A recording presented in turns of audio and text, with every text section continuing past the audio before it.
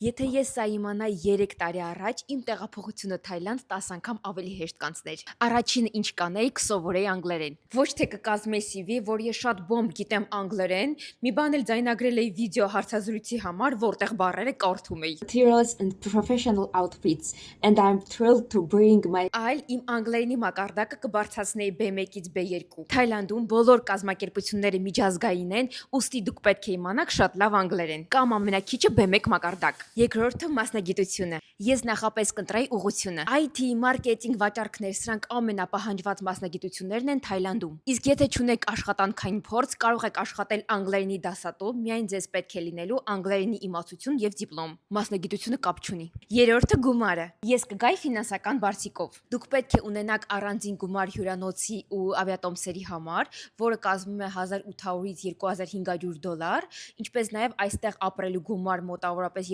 $2500 մի հոգու համար, մինչ աշխատանքը գտնելը։ Չորրորդը բլոգերները։ Ես կսկսեի հետևել այն բլոգերներին, ովքեր ապրում են Թայլանդում, ցույց են տալիս իրական կյանքը, իրական թվերը, ինչպես նաև տալիս են խորհուրդներ։ Իսկ եթե դու ուզում ես տեղափոխվել Թայլանդ, բայց չգիտես ինչից սկսել, գրիր ինձ անձնական նամակով, կպատասխանեմ բոլոր հարցերիդ։